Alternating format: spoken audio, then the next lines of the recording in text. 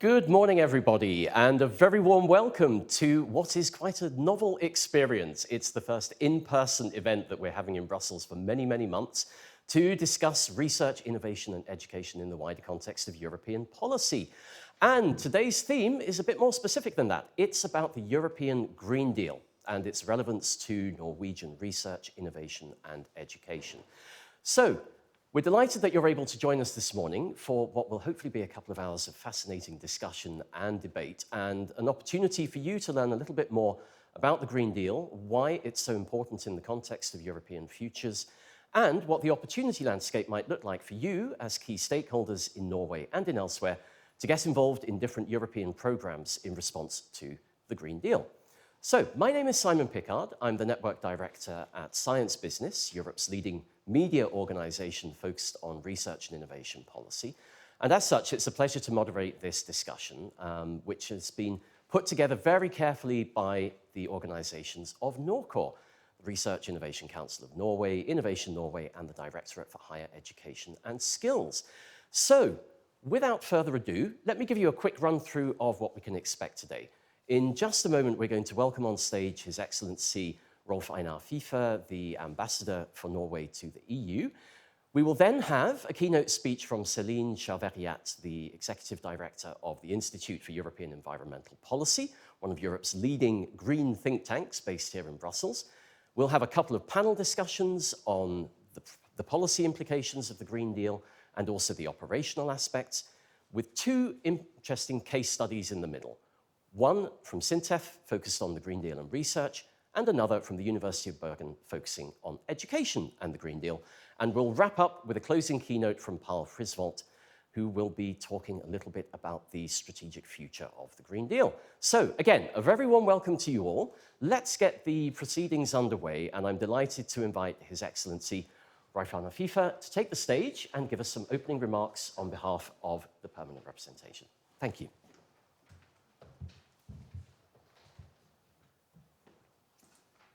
So much, Simon. Dear friends and colleagues united for a common purpose. And I won't mention all the stakeholders and all the participants, but I'm really honored by the fact that we're meeting physically in person in Norway House to discuss something which unites us, which is a major challenge, and also an enormous amount of opportunities where knowledge is key. Innovation is key. Creativity is absolutely necessary. Skills are absolutely the basic premise for developing the solutions upon which we all depend. So let me just also say that the pandemic and COVID, which still is among us, but is receding day by day, minute by minute, has not slowed down in any way the major push towards the green and digital transformations. This has probably added even more one additional element, which has to do with resilience, realization of how dependent we are on supplies and innovation in order to make the Green Deal work, utilize digital toolboxes in an efficient way. And I think it's fair to say that the EU has been really visionary in making sure that the response to the pandemic take on board the need to adapt to the green and digital shifts. So the pandemic has not been a brake or a brake pedal. It's been, I think, an accelerator in many ways. And you are better placed than many others to actually realize that and contribute. I think it's very much inspiring to quote from Commission President von der Leyen in December 2019, when she basically said that our goal is to reconcile the economy with the planet. That's what the thing is all about. To reconcile the way we produce, the way we consume with our planet, and to make it work for people, for our people. So we're all looking forward to a fantastic series of interventions, starting particularly with a keynote from Céline Charveriat on the importance of the Green Deal in the seminar. But let me just say a couple of words. Why is it logical to meet here in Norway House to discuss issues of European cooperation based very much on the vision provided by the EU as regards the European Green Deal? I would like to say it's pretty natural because Norway and the EU enjoy a privileged relationship, which is based on, among other things, a fantastic toolbox which consists in the European Economic Area. The European Economic Area Agreement has been working for more than 25 years. It basically makes Iceland, Liechtenstein, Norway partners in the internal market. And that means a number of things. It means that we have a very strong legislative basis. We have laws, common laws, that provide for predictability, that ensure the possibility of enlisting a lot of not only health and safety standards, but also environmental standards. So that's one part of the common framework which unites us. But in addition to that, Norway has married into the paradigm that the EU has presented with regard to climate policy. So we're welcoming the efforts within the Fit for 55 package which is being discussed, and a number of other things. I won't go into them all, but let me just say that because of the EA agreement, that is possibly lesser known, we participate upstream in the preparation of European legislation through decision shaping. We are invited on a par, and our stakeholders, the Norwegian stakeholders who are listening to us, should really know that there are possibilities for digging in, delving into the processes which upstream are involved when the Commission starts identifying needs or how to proceed with a particular challenge. And those challenges are more often not global in nature, climate, digital, etc. Now, the other part which is not necessarily well known is the fact that the European Economic Area Agreement is also in itself a framework agreement for participation in EU programs.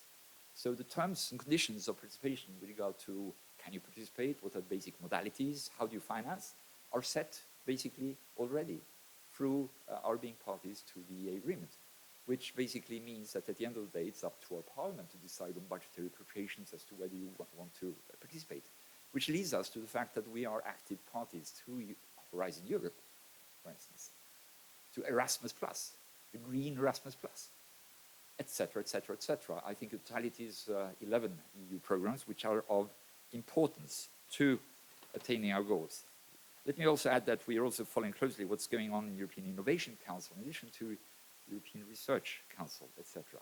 Now, among things which I'm sure will be looked into are the potential for looking at value chains, how to make them greener in our complex world, how to make them more resilient, how to make them more digital.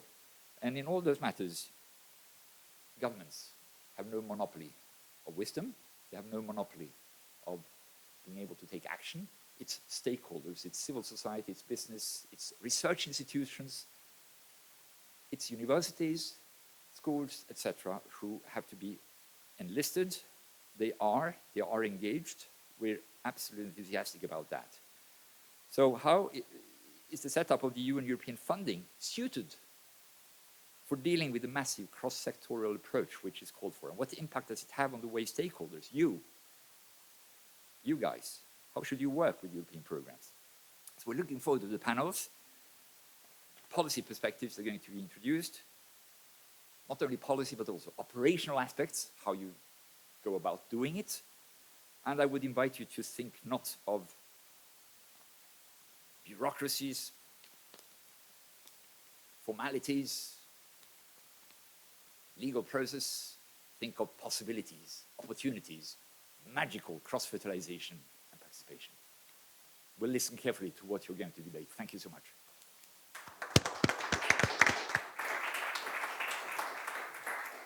Thank you very much, Mr. Ambassador. It's, I think opportunity is going to be perhaps the key word throughout today's thing. We're obviously looking to get information and guidance on how Norwegian stakeholders can engage in European programs going forward, but this is as much about opportunity as it is about the process. So, I'm now going to invite our first keynote speaker, Céline Chavariat, to join me on stage to give us if you like, a helicopter view of what the Green Deal is, why it matters so much to Europe, how it fits within the wider policy context, and how we can begin to navigate what on paper seems to be a very simple message, but in reality is a multidimensional, very complex approach in policy. Celine, the floor is yours. Thank you for joining us. It's such a pleasure to be here and also an honor. So before I started working for IEP, a sustainability think tank, I spent many years in the development field. So, I'm really honored to be here in Norway House. I know that your country has done amazing things in terms of sustainable development and supporting the SDGs. And it is also a green champion, a country that we can always, look forward to in terms of support to greater climate ambition on the international stage. And also a great innovator, from green shipping to what you do on low carbon energy. So it's really a pleasure to be here today. I will speak on behalf of IEP, therefore a green think tank that does research on all the areas of the Green Deal, including, for instance, Fit for 55. Our new report, which will come out, will be the first modeling exercise analyzing the distributional impacts of Fit for 55.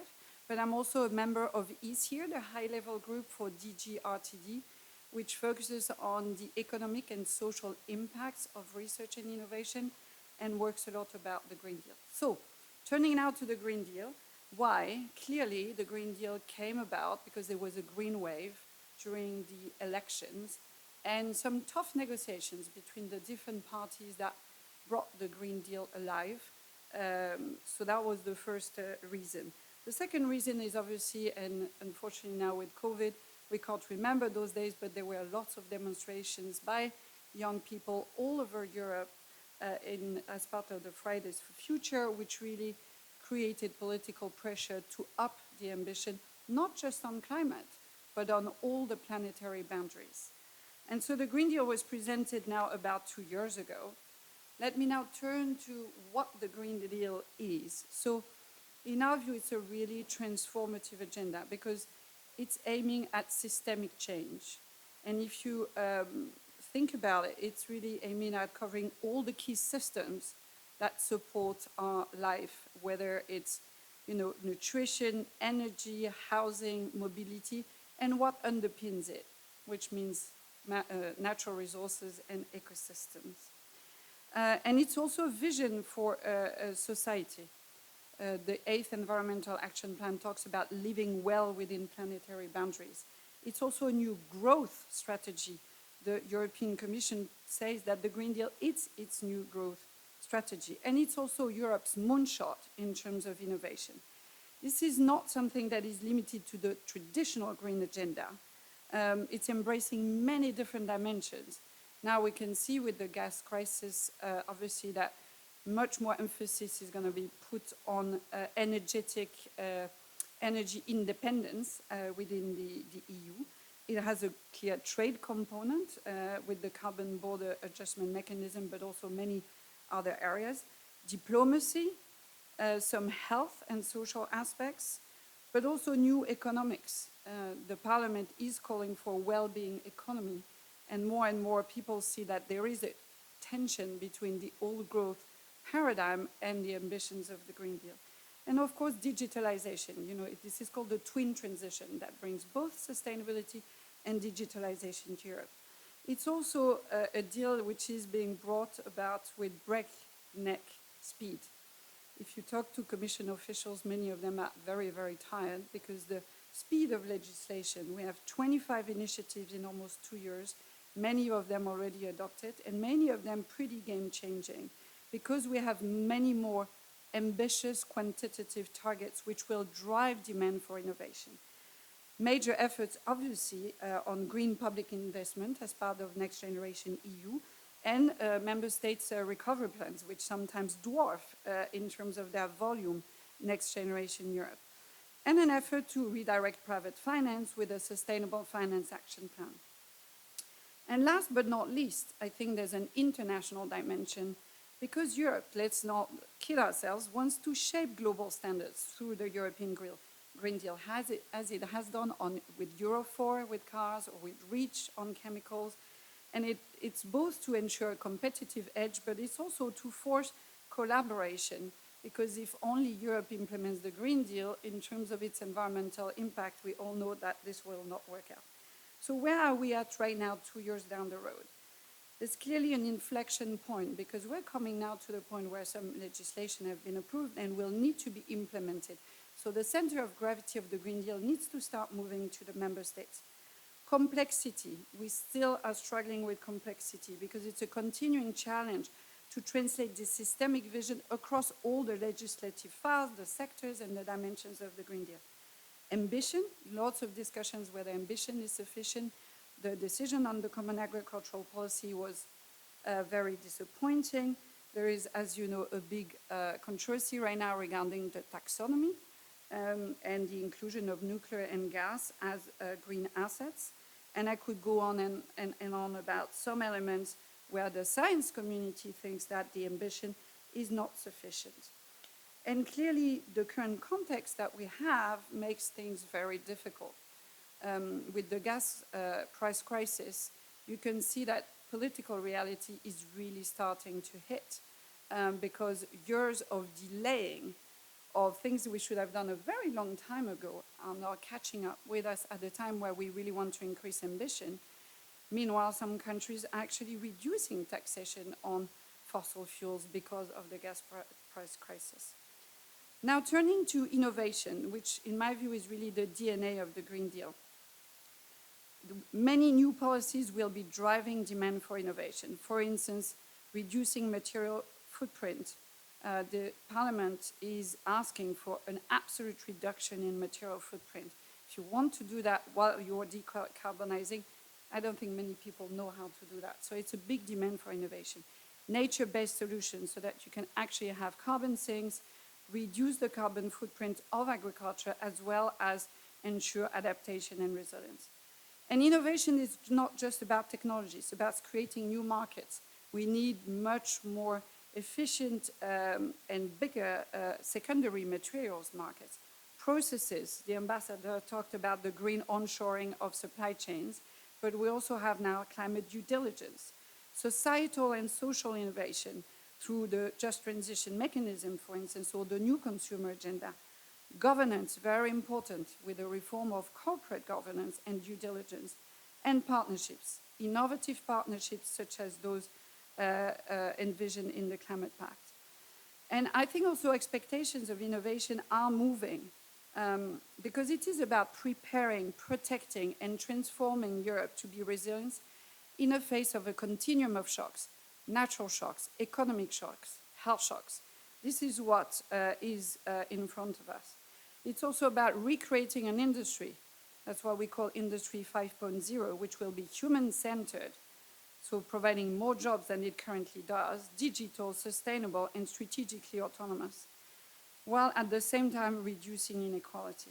So there are many opportunities, as you are well aware, about funding and partnership, whether it's through the European Horizon Europe program. 35% of the budget will need to be on climate objectives.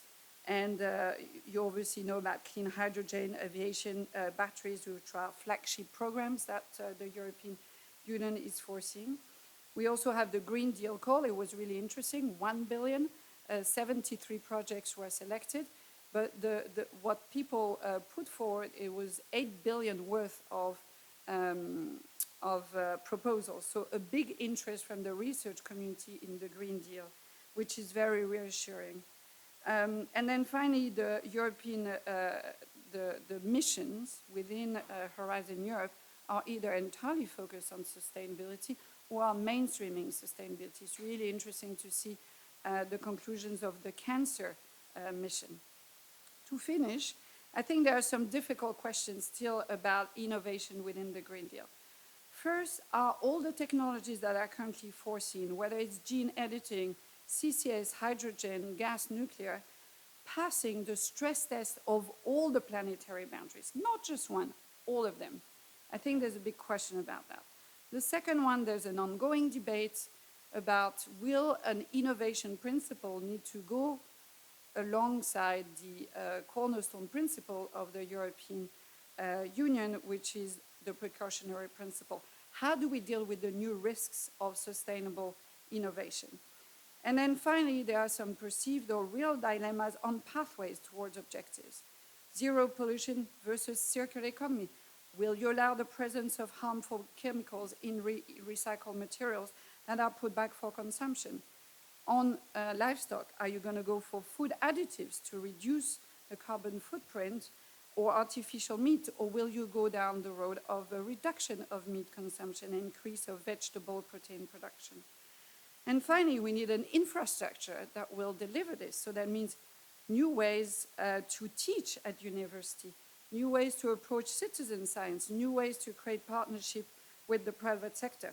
So to conclude, I think it would be wonderful if all the Norwegian stakeholders and the government could support a continuing high ambition in the European Green Deal. We really need you to be pushing the EU to push itself. I think you can make a great contribution also to make sure that the Green Deal doesn't get too insular or protectionist in its approach. It's a clear risk with the carbon border adjustment mechanism. While we need a diffusion of technology to make the transition work, we also need a co-creation of standards. We don't want a spaghetti of new sustainability standards that then will take 20 years to harmonize. And then finally, we need Norwegian innovators to come on board, especially in sectors where you have such a cutting edge, as I said, from energy efficiency in buildings to green shipping. So I really look forward to you all collaborating more so that we make this Green Deal a reality. I thank you.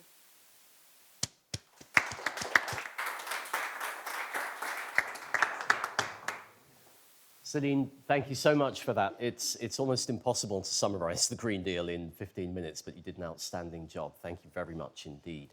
So we're going to start now with our first panel discussion, which will look at some of the policy perspectives on how the Green Deal is starting to reshape or influence new programs and areas of activity in research, innovation, and education, and how that is being perceived and welcomed by some of the leading R&I stakeholders in Europe. Now, a quick word of apology on behalf of Julie Anderson at DG AAC, who was due to be with us today, but unfortunately is suffering from a heavy cold. So we don't have DG AAC formally on the panel, but we will do our best to cover some of the topics that she would have liked to talk about regarding learning, skills, and education priorities for the future in our panel discussion. So, one very quick practical point. If you watching at home have any questions or comments that you wish to make during this panel and the second one, then you can of course do so in the Q&A or the chat function on Zoom. I think we all know how to use that by now.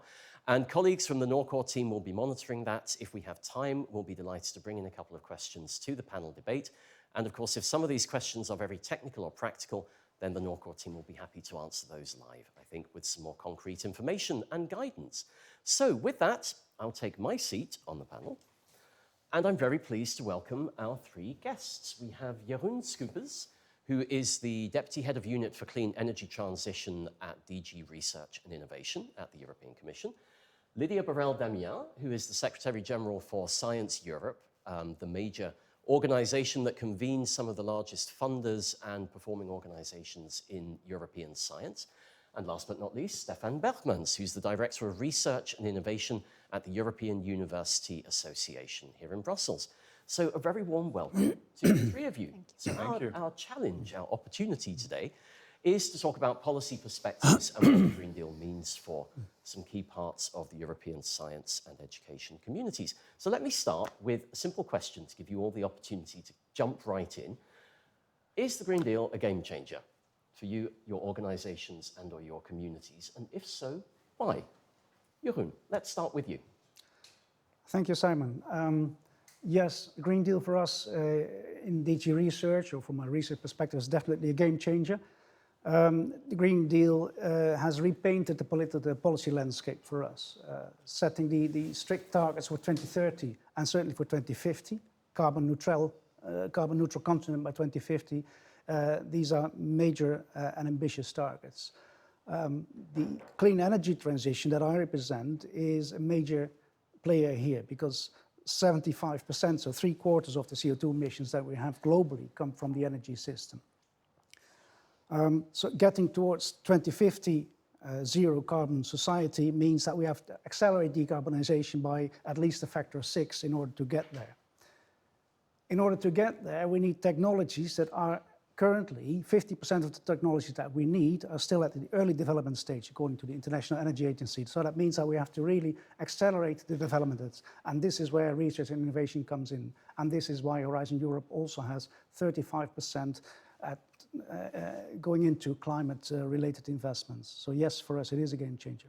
Fantastic. Well, we're going to hear a little bit more about where this is being plugged into the latest programs for DG Research, particularly under Horizon Europe in a few minutes. But Lydia, same question to you. What's it mean for Science Europe and your members? Thank you. Thank you very much to the Norwegian colleagues for their kind invitation. And yes, of course, the Green Deal is a game changer, as there are other game changers as well. The COVID-19 crisis has been also a game changer. So definitely. In Science Europe, it's a game changer because I think many members are expressing this idea that business as usual is no longer an option.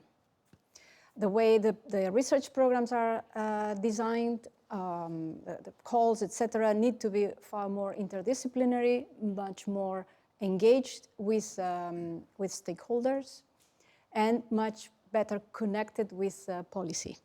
So these are very important dimensions for research that is now more than ever before perhaps conceived as an activity that cannot be looked at in isolation of everything else. Then I think the connection between the green transition and the digital transition is super important, not only because the digital transition is a good instrument for the green transition, but also because it's part of it. Many data centers, you know, are very energy thirsty, highly energy consuming. So how do we deal with that? How do we deal with the digital transition while we are dealing with the green transition? And this is, of course, a multi-level challenge. Is a challenges for governance, is a challenges for the society, and it is also a challenge for research and how research can contribute to that. So definitely, it's a game changer. Thank you, Lydia. And I like the comment that you make about the, if you like, the confluence between and the connections between the green and the digital transmissions. There are certain models out there that indicate that the ICT sector will be responsible for 30% of global GHG emissions within 10 years or so. So the question about how the two complement each other rather than contradict is a really important one. But Stefan, let me give the floor to you. Thanks, Simon. And thank you very much to Norcom for the invitation. It's so good to be seeing people in 3D and not used to it anymore. You can see I forgot my jacket, so really not used to this anymore. But let me actually defer from my co-panelist and say no, actually no. It's not a game changer, at least not yet, for universities. And the main reason for this is that I think that universities are mostly omitted, actually, from the Green Deal plans, including the communication from 2019. And I think that universities feel that it's mostly focused on the private sector, and really it is about industrial regulation. But Green Deal is much more complex than that. And so universities think that drivers should be student demand, for example, but also engagement with local communities or with civil society. And universities are really good at that. They're actors in there. Also, it needs to be global. You need to include, for example, the Global South. And here, again, universities can be facilitators with all the alliances and the collaboration they have. So the impression overall is that the Green Deal is really an economic growth strategy. And it was said actually right before. But it needs to be different. And can it be different? Yes, it can be different. And I think this is where the decision makers need to make a systematic dialogue and approach on the Green Deal. And that's where universities, and we're going to be publishing very soon in March a vision document. And that's what we set out to do. I think universities need to be not to be considered only as service providers, transferring skills and knowledge, but actually what our vision is that we are co-creators of solutions for the challenge of climate. So no, but yes. I'm delighted that you have a slightly contrarian point of view, because I think this question about where the balance lies between regulation, legislation, and more voluntary initiatives and inclusive pull approach is vital. I spent many years working in corporate social responsibility before joining Simon's business, and there was a huge push for many years that there should be no regulation on this. It should be voluntary. And it took 20 years to make not very much progress. So I think there's a recognition that we need to do more in terms of push, but at the same time, you cannot forget the inclusivity of bringing all the key stakeholders with you. Okay, so let's move on and let's talk a bit about what this means in practice. Jeroen, I'm going to give the floor to you first. From the context of DGRTD, what are some of the more concrete ways that the Green Deal is starting to filter into the programs and the instruments that you are putting forward under Horizon Europe and with other service groups? Maybe you can tell us a little bit about what's on the agenda for you. Yes, Simon, thank you. Let me start then by explaining that the Green Deal has published or is structured around a number of strategies. Certainly in the field of clean energy, that is the case. We have seen the hydrogen strategy, the system integration strategy, the offshore renewable strategy, the renovation wave. All these strategies mention the need for rapid deployment to at least achieve the 2030 targets, and that means a strong industrial involvement, as was mentioned by my co-panelists. There is a strong industrial component here. This is reflected in Horizon Europe in the multitude of partnerships that we have created with industry. For example, the Clean Hydrogen Partnership, or the partnerships in transport, aviation, maritime, road transport, but also in industry, clean steel, for example. These are a way of structuring the landscape. Then if we look at these strategies, all of them have chapters in it that give guidance towards research and innovation, the needs for research and innovation. If I take the hydrogen strategy as an example, it mentions that we need many more hydrogen valleys in order to create a market. And the hydrogen valleys are sort of geographical areas, ecosystems where you combine green hydrogen production with the distribution and the end use. This is a point where we will be putting more emphasis on in our research, both in Europe but also globally in the scheme of mission innovation that we do globally. Secondly, the hydrogen strategy mentions, for example, that we need more to scale up the electrolyzers to produce green hydrogen, and we need to go up to 100 megawatts. Now, the Green Deal call that was already mentioned in one of the earlier speeches contained a large topic specifically on 100 megawatt electrolyzers, and we will continue to develop that concept in the hydrogen partnership with industry. So that is another issue. Then, of course, we need to develop more standards, as the strategy says. So we work together with the JRC, the Joint Research Center, the Clean Hydrogen Partnership, but also on a global level on the development of standards. And finally, I think what I should mention, coming back to what was mentioned in the keynote speech, the materials footprint. This is a very important point, and I want to come back to this. Decreasing the carbon footprint, which is one of the objectives of the Green Deal, may risk that we increase the materials footprint because we need much more materials, for example, in batteries, electric vehicles, or in PV panels, or in the magnets of windmills. So if we want to avoid increasing this material impact, then we should find alternative, new materials. That's one thing to go around it. A second way to go around that problem is to increase our capabilities to recycle, which is also a research aspect, recyclability and recycling technologies. But first of all, and this is what we're trying to mainstream in Horizon Europe in the energy program, is that we have to include the concept of circularity by design, that once you design something, you design it with the idea, the end of life already in mind, so that you can at least deconstruct a mobile phone. I have a mobile phone that I cannot take the battery out myself. I had to replace it recently. It takes half a day to do that.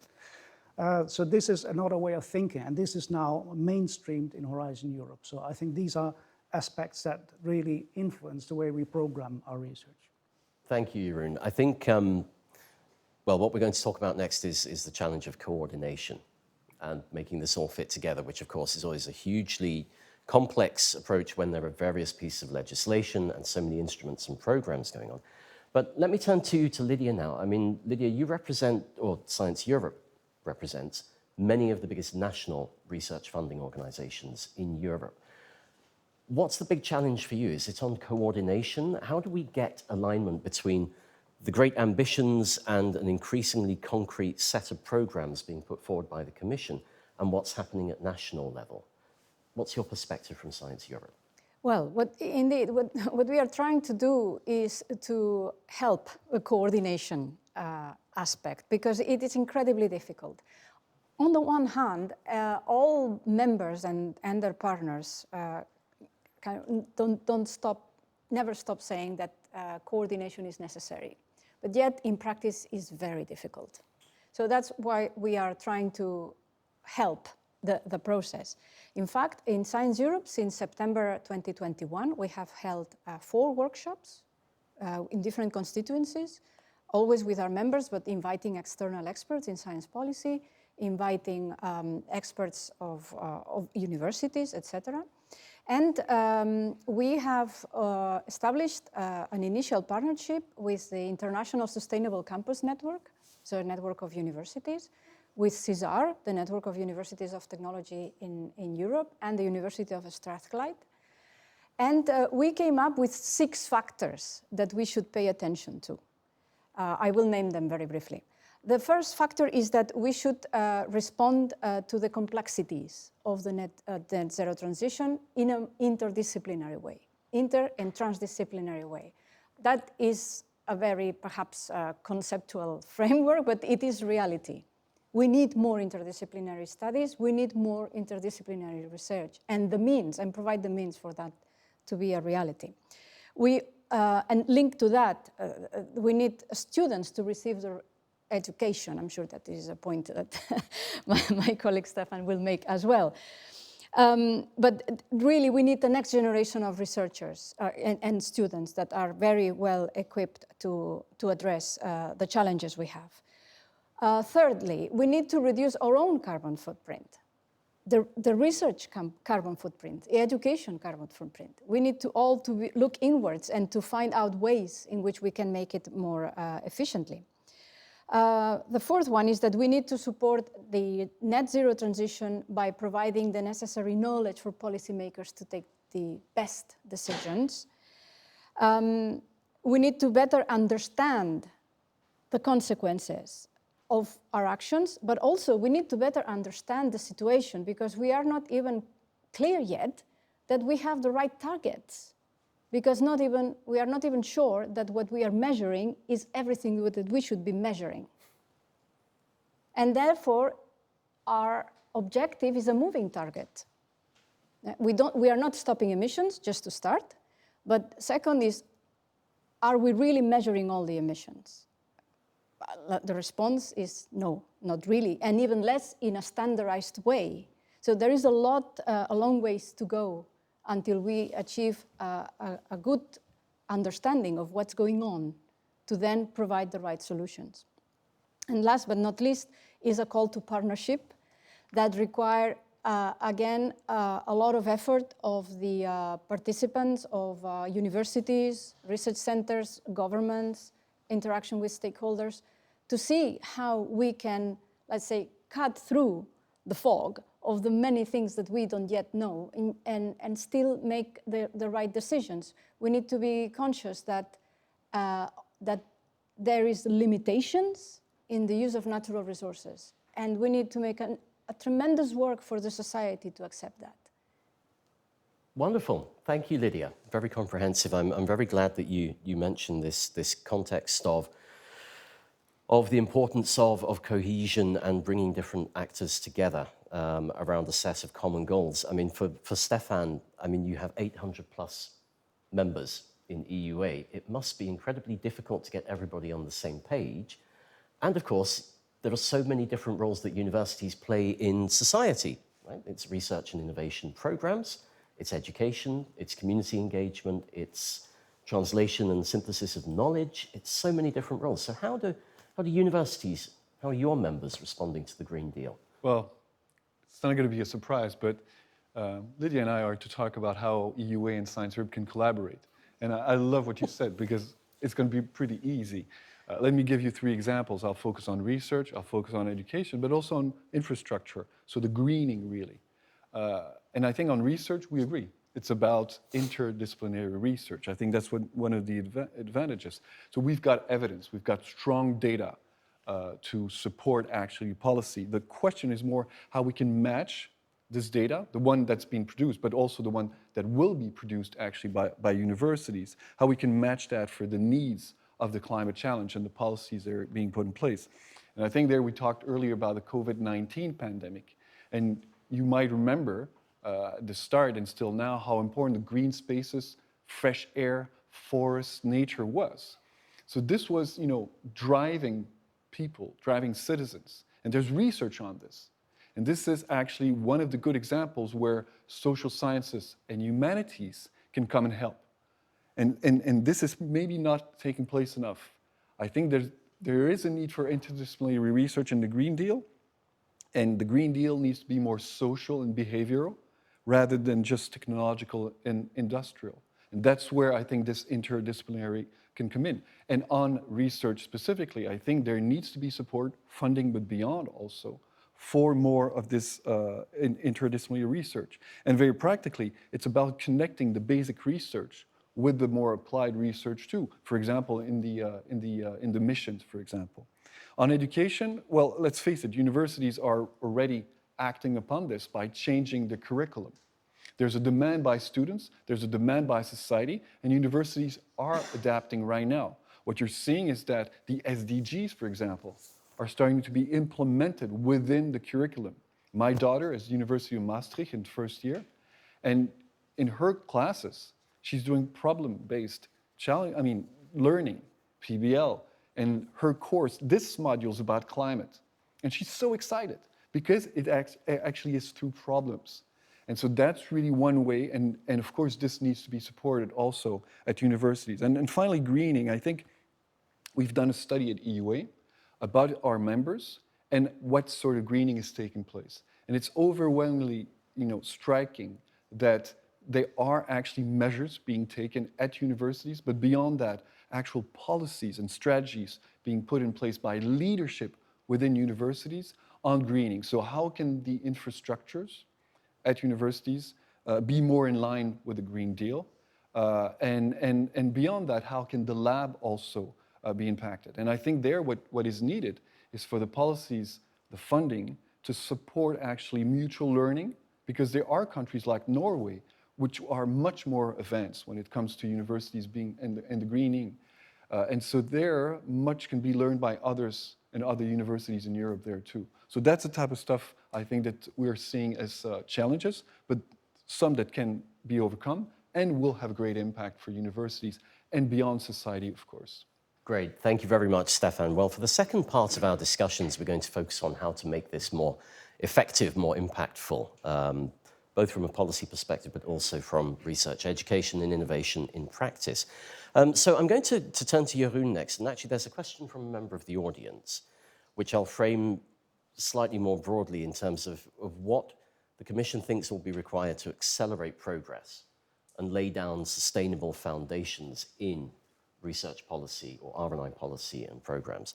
And so the question is, with regards to Horizon Europe and its increased focus on impact, will we see more calls in the future targeting the policy objectives of the Green Deal, like the Horizon 2021 that we had a year or so ago? And are there other ways that, from your perspective, we can make this a lot more real and a lot more tangible for stakeholders who are interested in getting involved in European programs?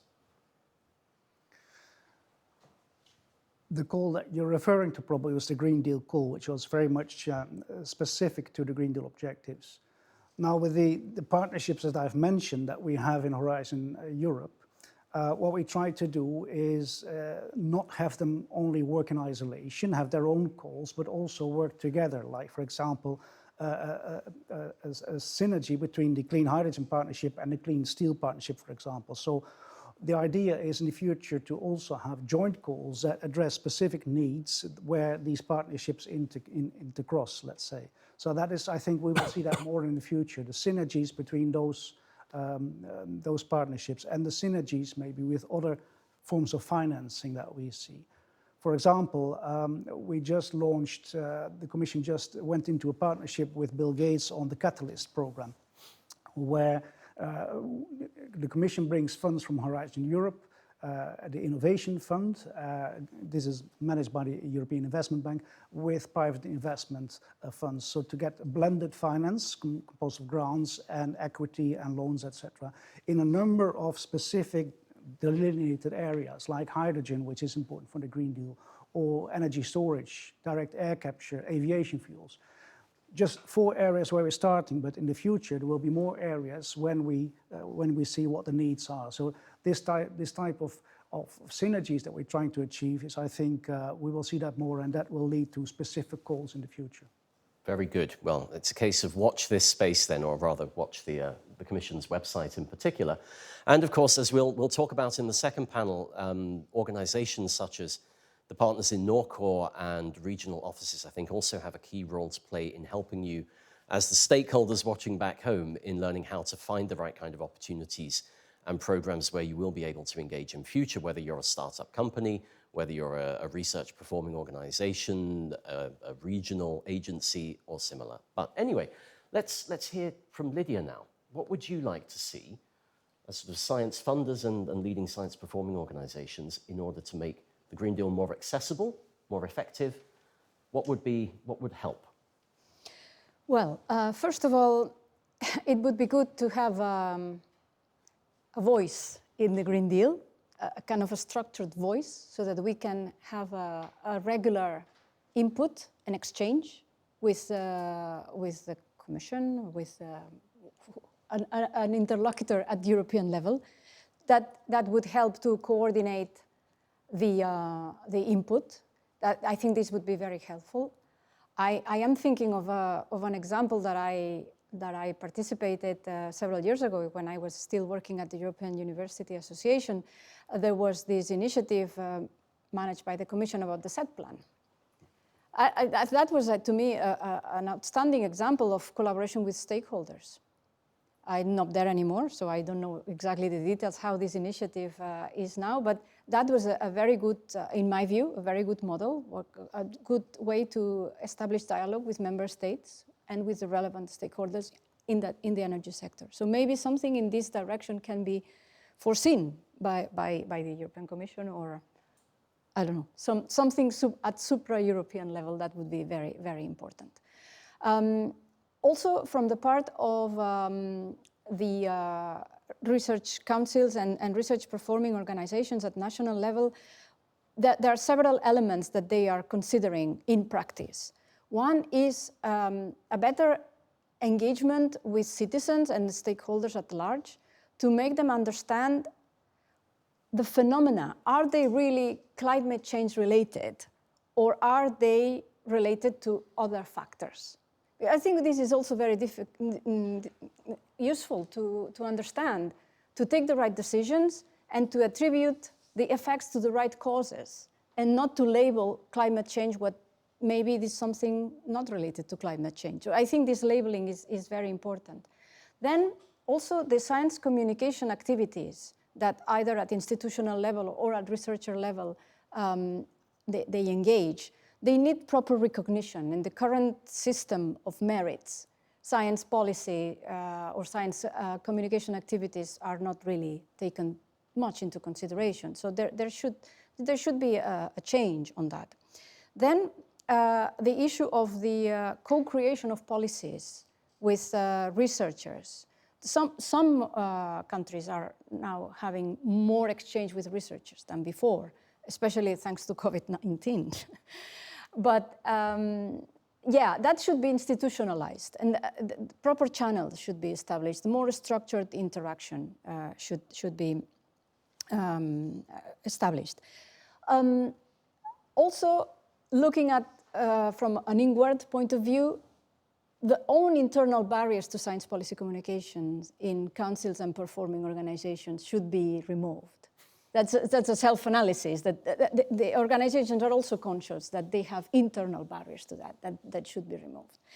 And last but not least, the climate change cannot be tackled without international collaboration. That is an absolute must, because climate change doesn't know any frontiers. So let me plea here for what we plead last week when we launched the Stick to Science initiative in the Science Business event. We are very sad that the agreements with the UK, the agreements with Switzerland are stalled when in reality we are preaching that we need international collaboration. So it is a contradiction in the system that we are not allowing those countries to participate in the framework program. Thank you, Lydia. And I think the topic of science advice, science communication we had fascinating discussions in our conference last week about that. Indeed. Including with the chair of the group of chief scientific advisors for the Commission, Nicole Grobert, where on one hand, people said we need to institutionalize this, and in particular, training for scientists to be better communicators and knowledge sharers within their day-to-day roles. And the cautionary note was only the ones who really want to do it and are good at it. So be careful what we wish for if we make it something that applies to absolutely everybody.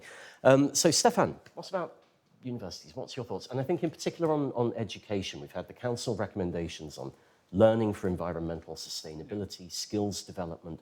Where do you see this? Jen? Well, let me first jump back to what you were saying, because I think that the science communication is a very important aspect. I think that the big difference we see between the digital transition and the green transition is that the green transition is really a challenge that has to be informed by science, by data, by evidence. It's quite different strategy. What you want with the digital transition is really a political strategy. Where do we want to be? With Green Deal, we have to answer a challenge and we have to base it on science. And this goes back to actually being able to understand the science. And that's the scientific advice that you were talking about, but it's also literacy for citizens, understanding the science. And we've seen how bad that is and what can happen with the COVID crisis. So those two, scientific advice and the literacy of citizens in science, need to be addressed. And the way to do that is to get some, maybe not all, of indeed the researchers and academics to play that role. But the problem today is that's not incentivized. And because it's not incentivized, why would they need to do it? It's all based on how much you publish. Today we have a big, and we're working together actually with the Commission on this. So the RTD, EUA, and Science Europe are working right now on the reform of research assessment. And I think that's a key element to be successful. It might sound indirectly linked with Green Deal, but it's directly linked with that. It plays into another aspect, I think, that is very important, in which universities today are considered honest brokers. We see this, we talked a lot about innovation. Well, in the innovation ecosystems, universities are seen as unbiased. On one side, you've got the policymakers that are politically biased. You've got the industrial private sector players that have a big role in the Green Deal, but they're biased commercially. So we are right in the middle, and we're connecting all those actors, going back to this literacy, to this understanding between all the different actors. So that certainly is one of the elements where universities can play a key role and need to be supported, be it in the university strategy for universities or in hopefully the communication on innovation that we're hoping that we're going to be seeing soon published, actually. So those are the elements. And then the last one I would mention is probably the fact that what we're seeing a lot with ministries, and you said earlier that now it's going from the Commission to the member states. What we're seeing probably within the Commission, but mostly also at the member state level in government, is silo thinking. Unfortunately, the Green Deal is siloed completely in different departments, in different ministries, and they don't talk a lot to each other. And here again, universities with the interdisciplinary research and interdisciplinary education that we talked about can come and support this. So they need to be also supported to make sure that first they are able to come and talk with politicians, with the policymakers, with the citizens, and able to play this honest broker role and help break and bridge the different silos also within policymakers. Here, a few examples. Yeah, no, I think that's an excellent summary. Thank you, Stefan. So we've got 3 or 4 minutes left, and so I'd like to just take 1 or 2 quick questions from the audience before we wrap up. There's one for Jeroen, which is very Norwegian in its framing. It's about the blue economy. And from your perspective, Jeroen, How important will the blue economy be in reaching the objectives of the Green Deal? And if it's possible to answer, which sector will play the largest role and maybe lagging, or which sectors are lagging behind in driving progress to European level? It's quite a difficult question, Simon. I'll just pick on one aspect that comes closest to us than the clean energy transition. A blue economy has also an element of the renewable energy, ocean energy. And this is, if you look at one of the strategies of the Green Deal, the offshore renewable energy strategy, there are some very ambitious targets on driving offshore wind, but also tidal and wave energy, for example. This is an area where we will increase our efforts in Horizon Europe to support those technologies, because there is a lot of scope still to be a lot of progress still to be made. So that is, I think, where Europe has a strong position already in terms of technology, in terms of mastering technologies, in terms of export potential, and this is where there is a growth to be foreseen. I'm not sure if that answers fully the question, but that's at least from our perspective what is important of the Blue Growth Strategy. Very good, thank you. Okay, so we're going to just ask one more quick question. We have 2 minutes left, so answers need to be brief. But from the skills and learning side, what do you see as the critical elements or the critical issues that we need to be building into skills and training of scientists and of other people going through higher education to make progress on the Green Deal?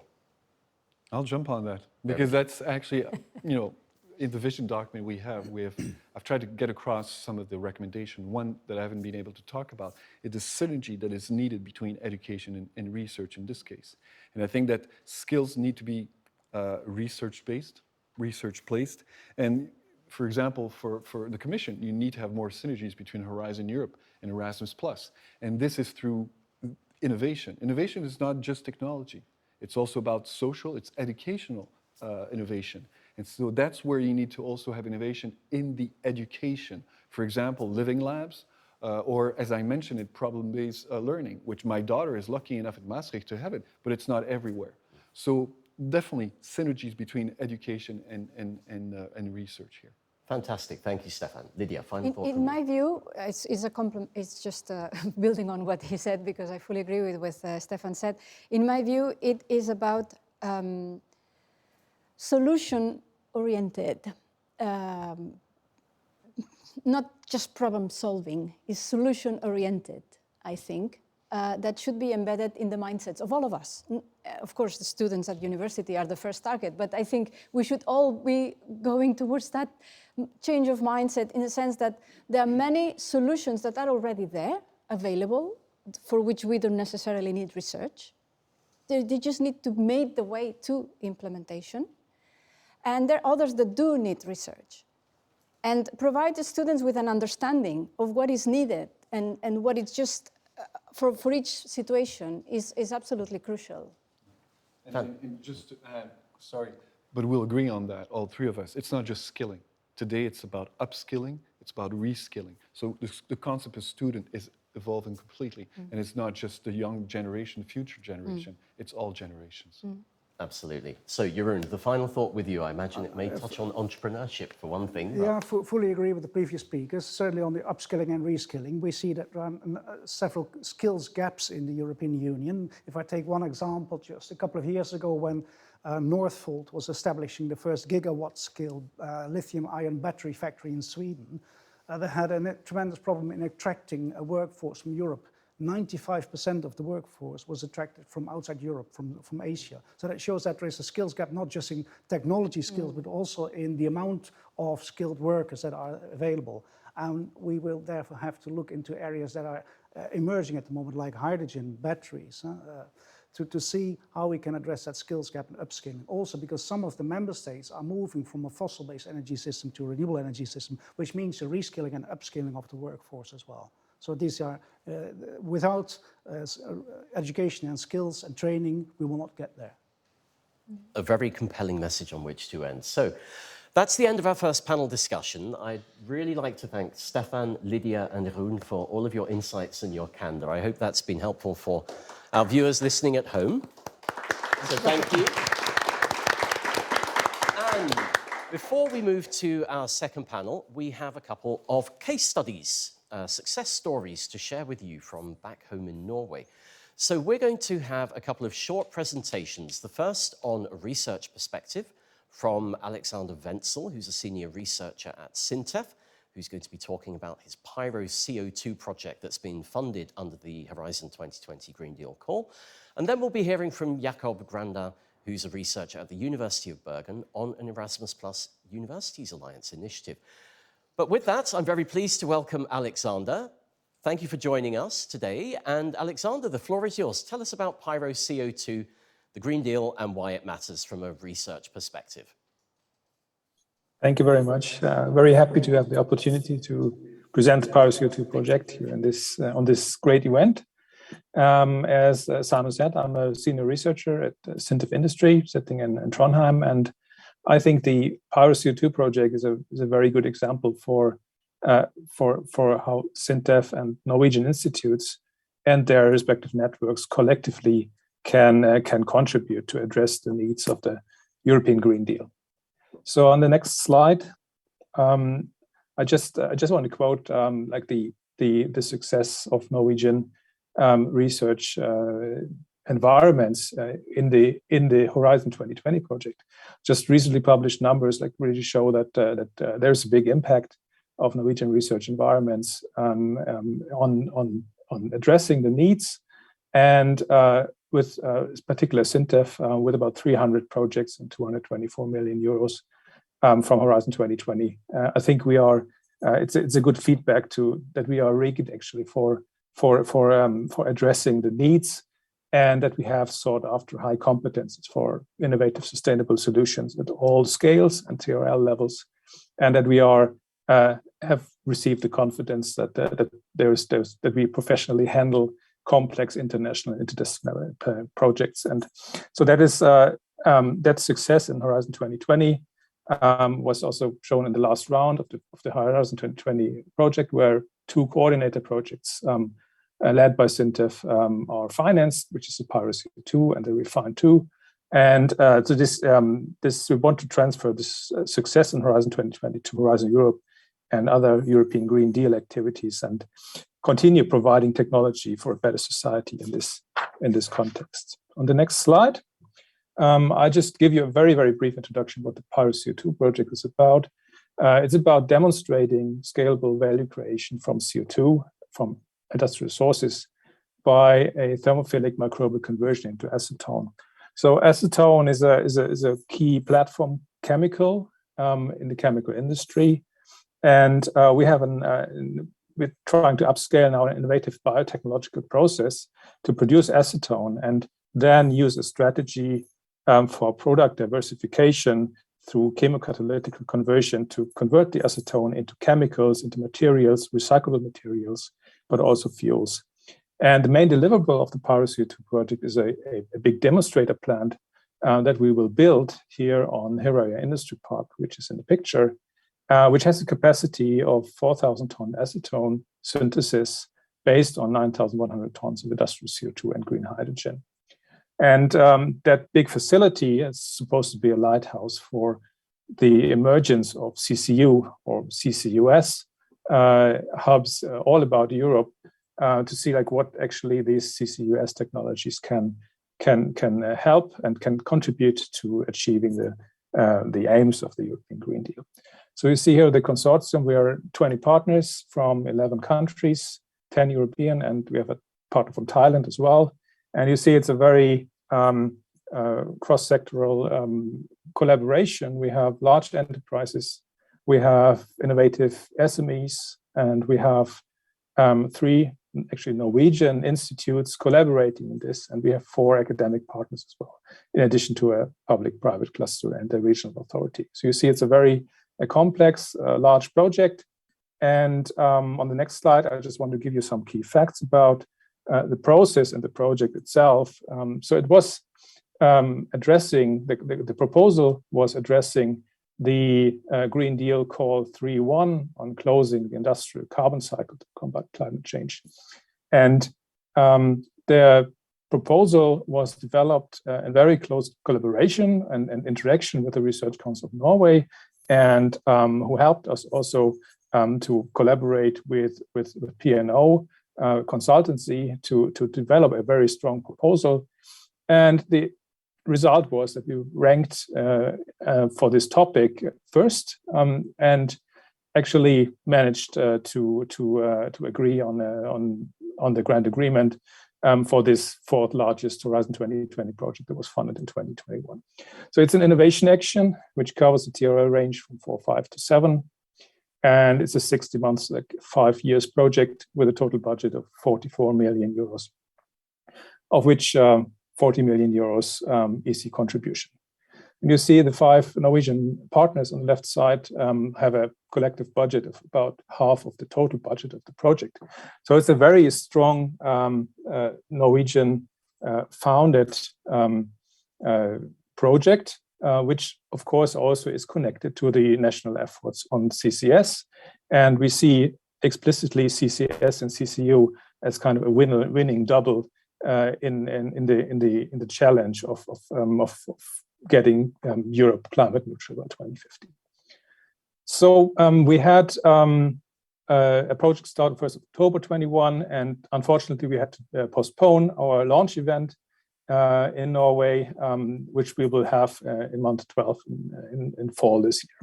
So on the next slide, I just put in some key aspects that I think are important for us at SINTEF, but also for other Norwegian institutes to have success in the future as well on these platforms. And this is, of course, a broad Norwegian participations in the funding programs, Horizon Europe itself, but also the co-funds, which are often a starting point for getting into larger consortia at the European level. And of course, what is important for us in the institute sector as well is that is still attractive for us to do these involvements, in particular also at the coordinator level. So we have the national additional funding sources that helps us actually to take such roles as we have in the PowerCO2 project. Of course, it's important also to stay up to date about the EU strategies and aims, the policy, to also understand exactly the funding programs and the calls that are coming up, and where we actually can more best fit into with our broad competences to find the new solutions. So that goes through networking events, information events, but also, as I mentioned, consultancy support and proposal development is an important thing where we can source external competences that helps us actually having success. Also advice on administrative, legal, and financial aspects, with Norway not being kind of an official part of the EU, and customs regulations and all these things that are of course important to know about. And of course, at the national level, it's important for us to be competitive and be sought after as a research partner based on research infrastructure and competencies. So we need to strengthen that nationally as well. And of course, on the other hand, we also need to have the possibility to transfer the things that we have learned at the European level to bring them into the Norwegian market as well. Because, for example, in the field of CCS, Norway is leading on hydrogen, on renewable energy in general, but now connecting this to the utilization of carbon, I think is something that we also need to try to replicate at the national level. So there needs to be possibilities for funding also at the national level based on the experiences that we gain at the European level with a project like PowerCO2. Yeah, and with this, I just want to close and thank you for your attention.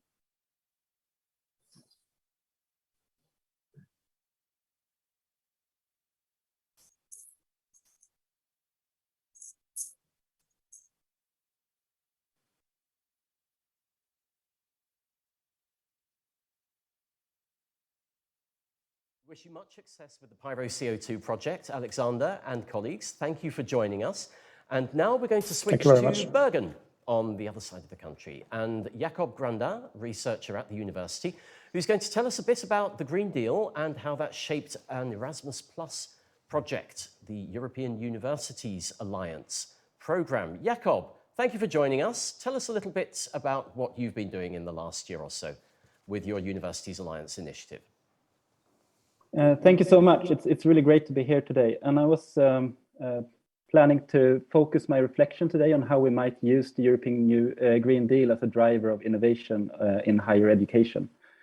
And I think this speaks to many of the insights from the panel discussion previously.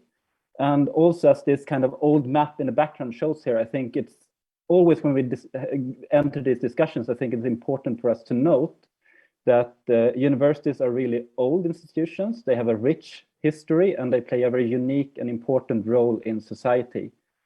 So when we move into building a sustainable university and a sustainable future, I think a key question here for us is how can we then build on these values and historical experiences from universities throughout the last 1,000 years. Could I have the next slide, please? So I think at the University of Bergen, we really care about the Green Deal, and we like to see ourselves as the sustainability university. We host the annual National SDG conference in Norway.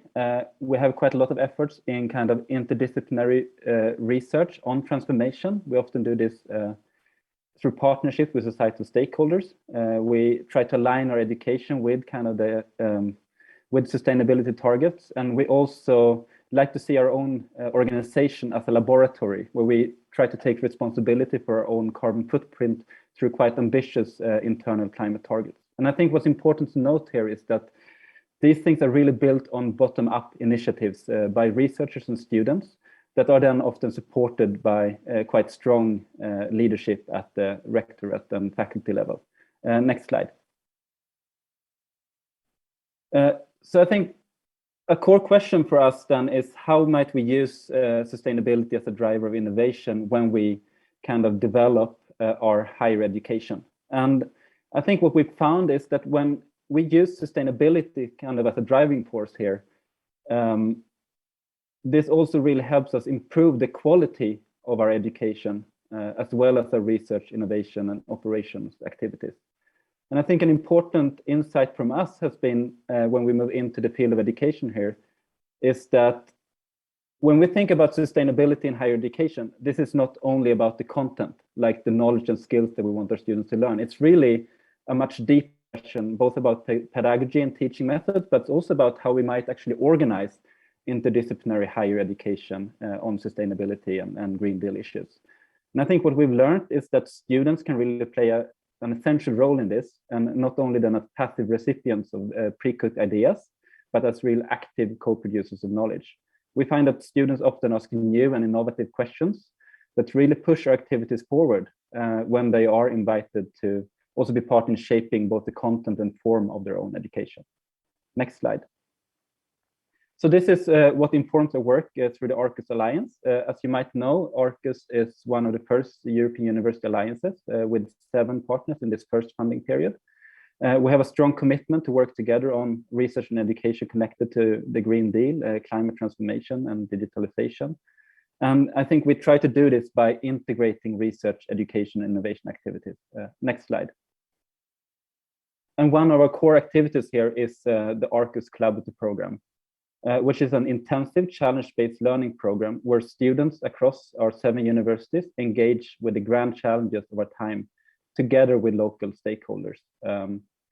We have different years. Last year we focused on climate risk. This year we're focusing on diversity.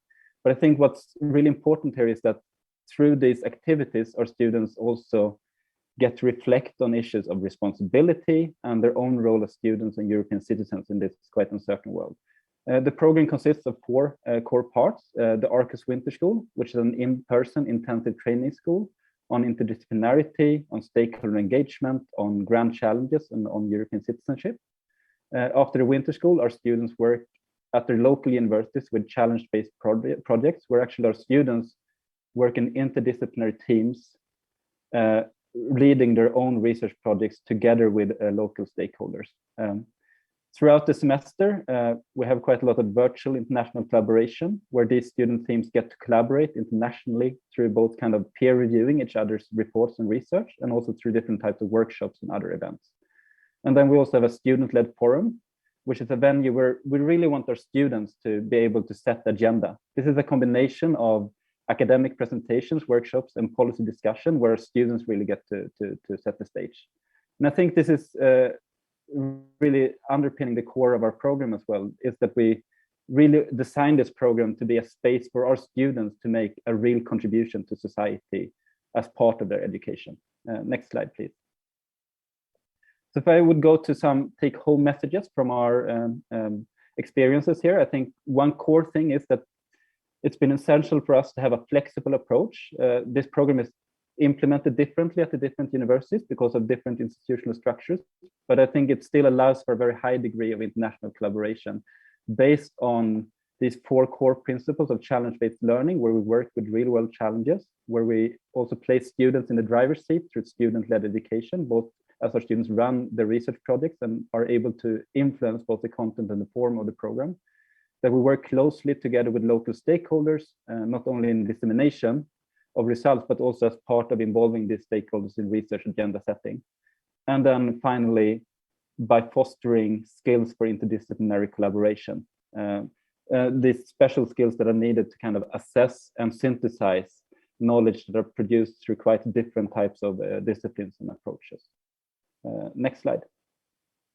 So I think that's all for me now. I'd love to engage with you further, so feel free to just get in touch.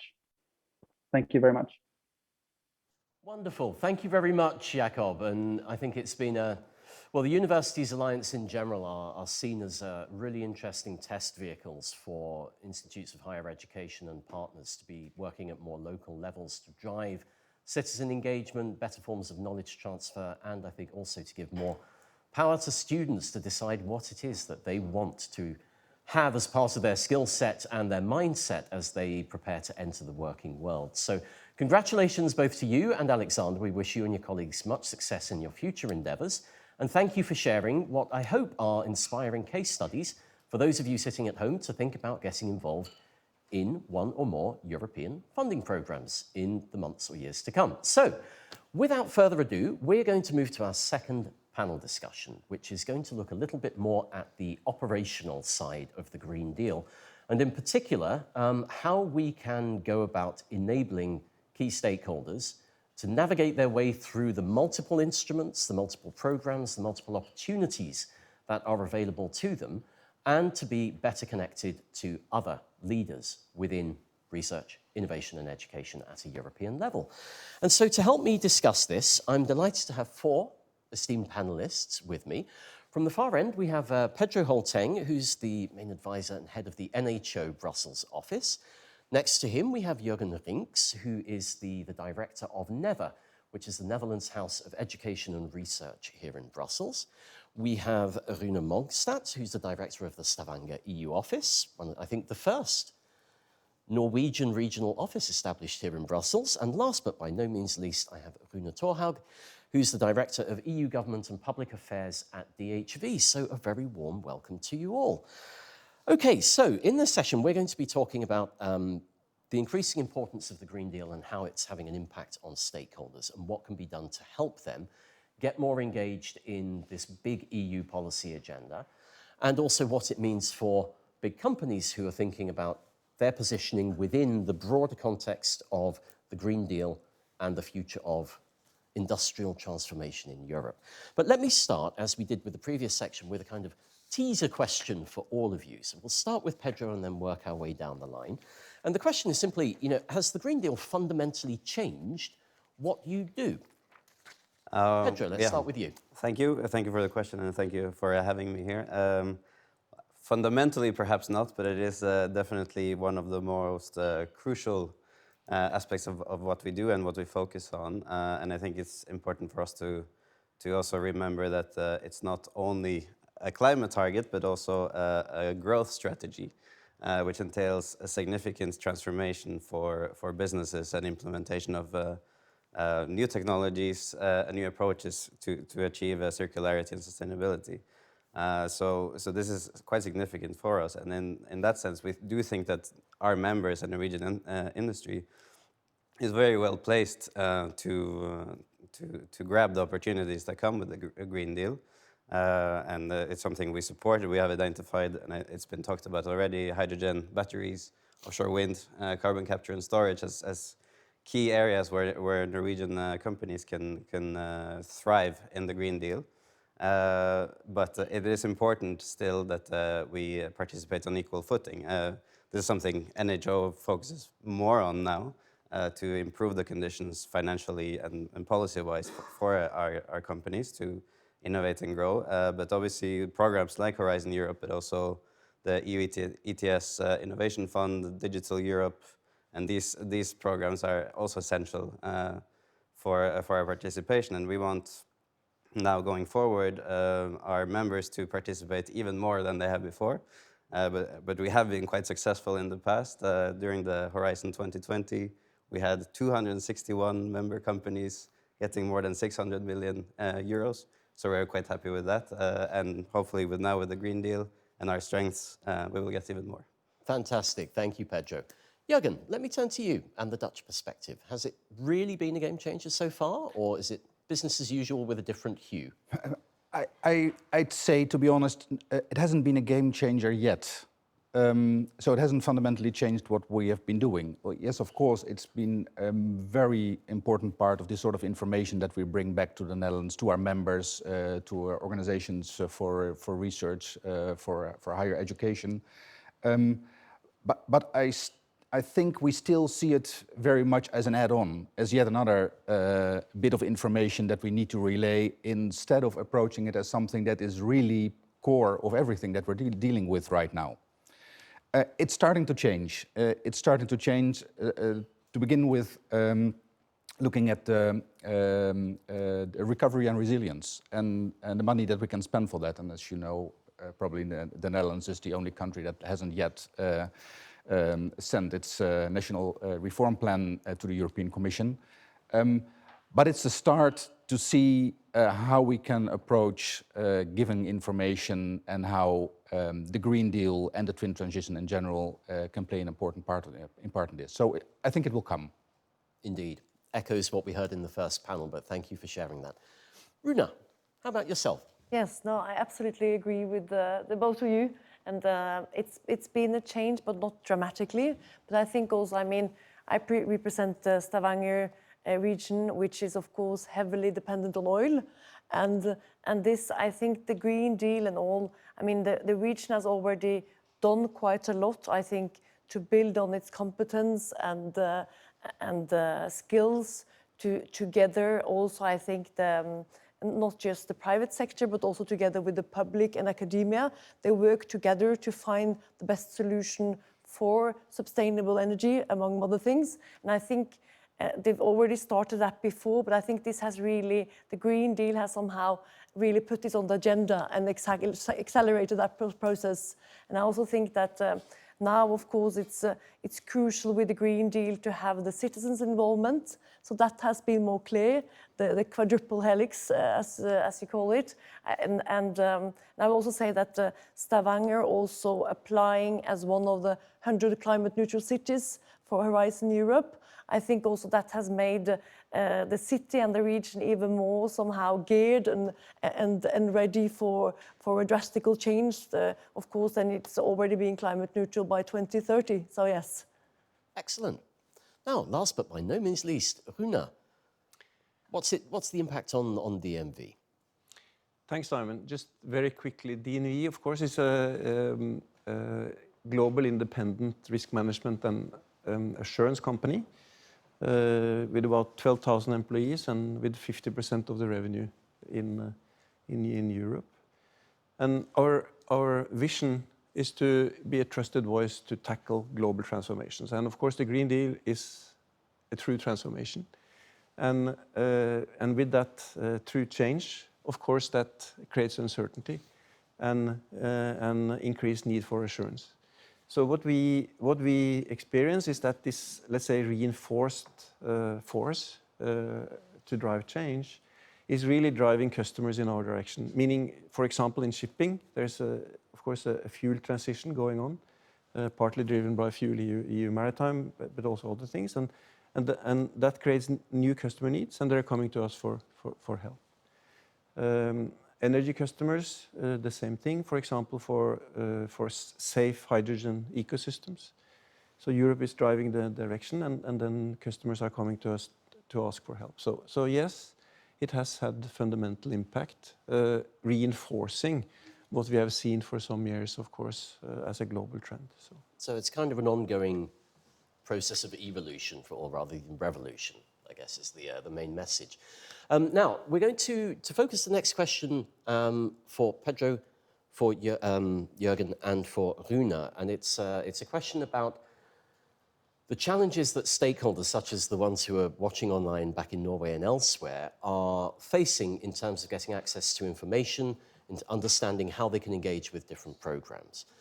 So for the three of you, because you all have a role in this knowledge translation process, right, in the information transfer back to your home communities, what are the biggest challenges that you're hearing from your stakeholders or members or customers in understanding what the Green Deal is and how to sell it to them as an opportunity and not just another complicated process at European level? Let's start with you, Runa. Yes, I mean, I think I need to be honest. I mean, it is, of course, a massive information flow with the Green Deal. I mean, we see huge legislation packages with hundreds of pages. So it is quite demanding, I can say. So to somehow maneuver through all this complex cross-sectoral system is complex. But we try our best to somehow, of course, pick out the most essential and inform back home. And I think we do that by different means. I mean, we have seminars, info sessions, meetings, and I think that's hopefully very helpful for our members. In addition, for us, which is of course based in Brussels, is that the European network is very useful. And I see, for example, Erin and also I would say Eurocities, police.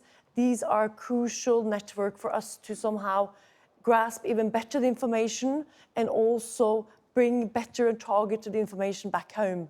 So, and we also have to mention that we also in fact have established a network funded by the European and the Norwegian Research Council. It's called Horisont Rogaland. And the aim is in fact to increase the participation in Horizon Europe. And our office here in Brussels, together with the University of Stavanger, which is in lead, together with the Rogaland County Council, we're working together to inform our members and the region about opportunities. And I think this is also a very useful tool for us. So, and of course, as we're sitting here now, and this type of seminar, which is organized by Norco, I think also this Norwegian team and the information we share is very useful and very helpful. And it's also, of course, special to be so close to where the decision is made. So yes, absolutely yes. Very good. Okay, let's look a little closer to home, just north of the border. Jürgen, what are you hearing from the Netherlands, from your members? What can you do to help them solve the challenges that they have in understanding and engaging with the Green Deal related topics? Yeah, thank you. Well, and what I'm going to say is, of course, very much in line with what Runa already shared with us.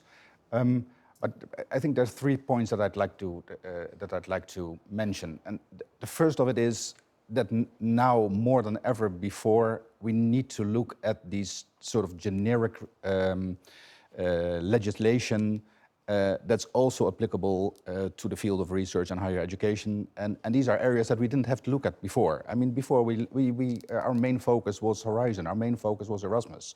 But it is about legislation that has to deal with the Green Deal. It is about legislation that has to deal with the Digital Action Plan. So looking into the specifics of this in an early stage, also getting in good dialogue with the national authorities in view of the position in Council is key for knowing what's going on. The second issue is about the calls. I mean, in the end, policy translates to calls, and we need to have a good look at what the specifics of the calls are, because in the end, it's about competition. I mean, only the best proposal gets the grant. So looking at the selection and award criteria closely together with the stakeholders and the national contact point is key.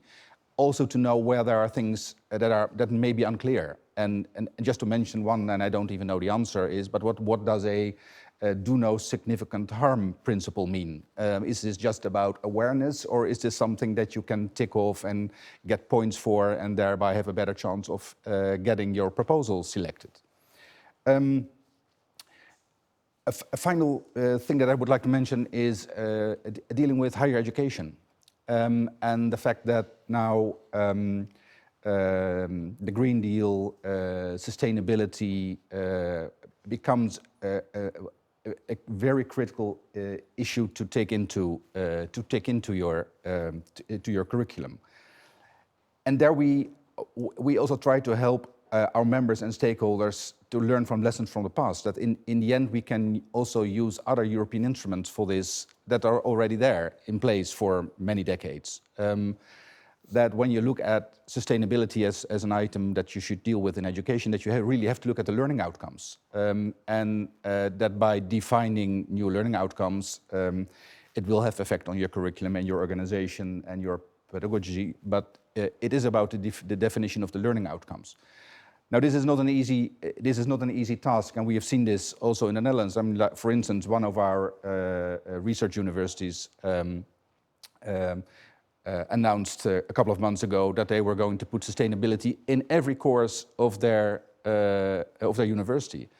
Well, this was picked up by the press, but it didn't lead to applause. It led to a lot of criticism on what they're doing. And this brings me maybe to my final point. I think there needs to be more alignment in political support. Yes, from the side of the European Commission, but also from national authorities and leadership when it's about dealing with this, when it's about dealing with these transitions. Absolutely. Thank you very much for that, Jürgen. I mean, I think we heard in the first panel the difficulties of getting beyond the siloed structures and to get relevant agencies talking essentially to establish the common agenda and the common direction of travel and not creating tensions and blockages between them.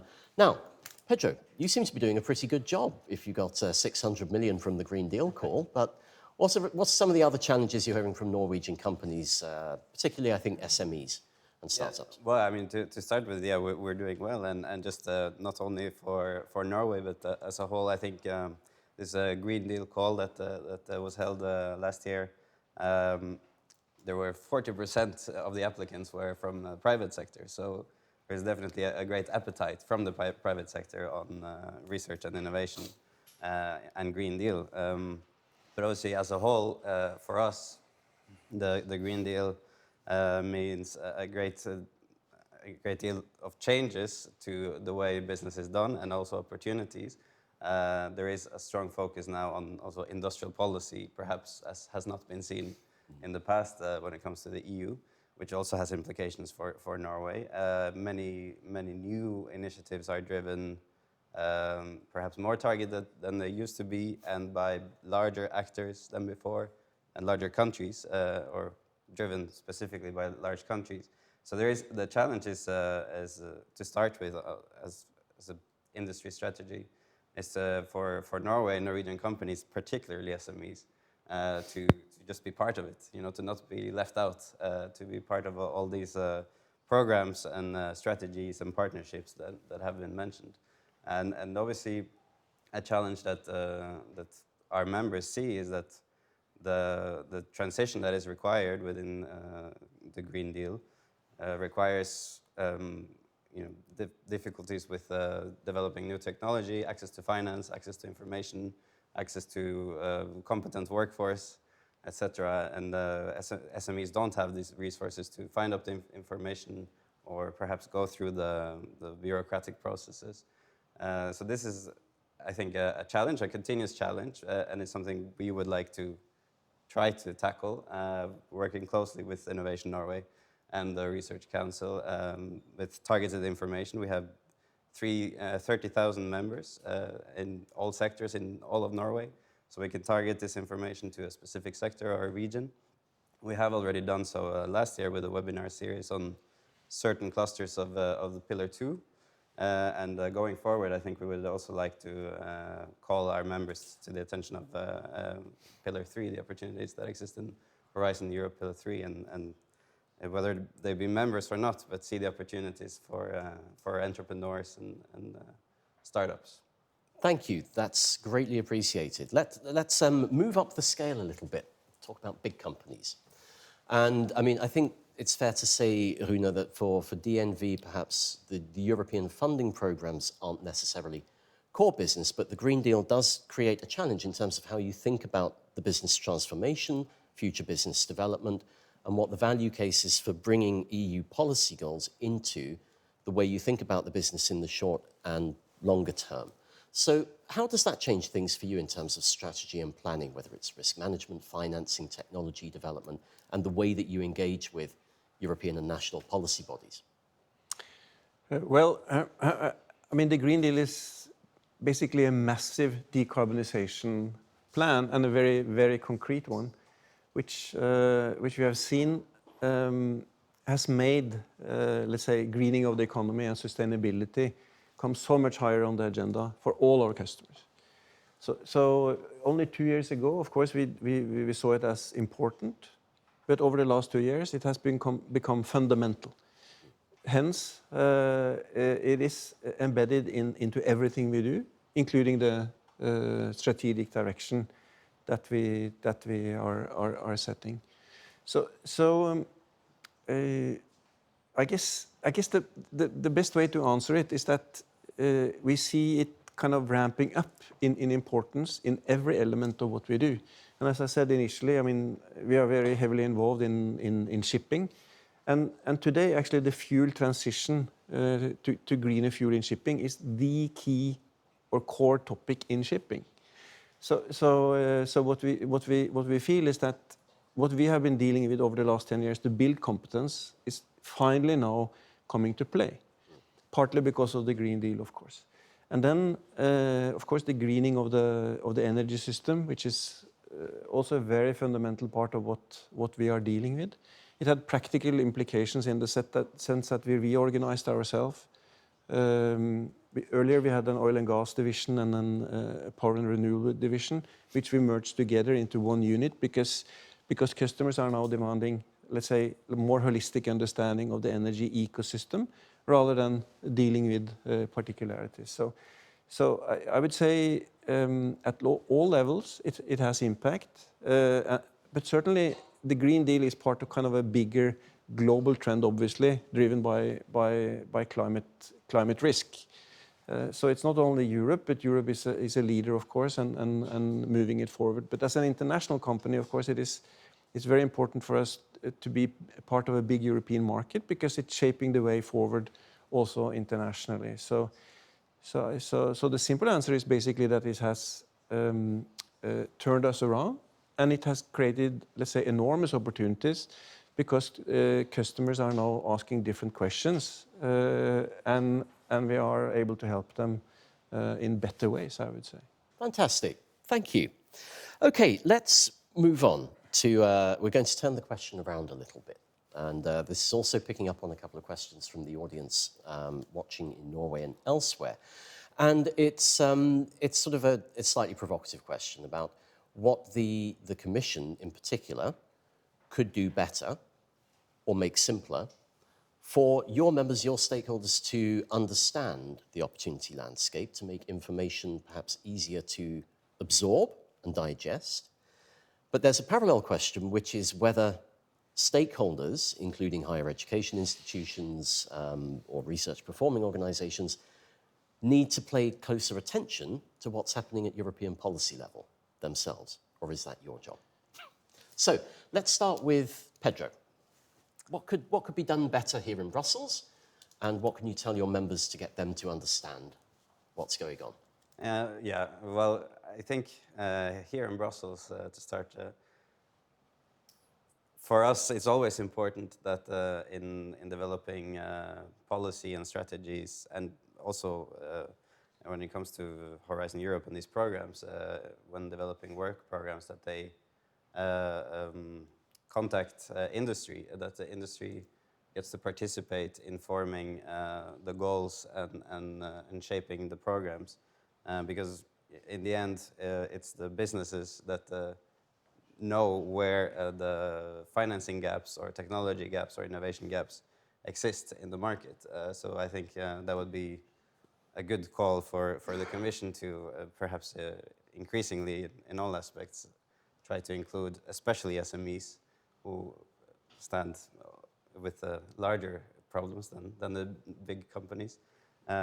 Yes, to include them in the process. And then I think obviously NHO is very committed to following the policy here and conveying it to our members and the larger audience in Norway. I think we and probably all Norwegians here agree that everyone in Norway should pay closer attention to what is happening here, including the government as well. Everyone should be more involved in what's happening here because it's affecting well, our universities and our job market and our industries. So it's crucially important, and I mean, there is a good structure in place in Norway, I would say, with the institutions and organizations present here. Hopefully we can cooperate more in spreading that information. Very good. Thank you, Pedro. I'm going to come to you next, Jürgen, and also draw on our annual conference last week where we had a first public assessment of Horizon Europe after its first year of implementation, and a session with Jean-Éric Paquet where one of the recommendations that, through a public survey and various other dialogues, was the Commission could be more explicit in work programs and calls about the relevant policy documents that people should read, rather than just referencing, actually including the links, including the documents, and say, this is what you need to refer to, this is where we are. Is something like that useful, do you think, for your stakeholders? Are there other things that could be done here to make it easier for the stakeholders, your members, to be involved or to understand where the opportunities lie?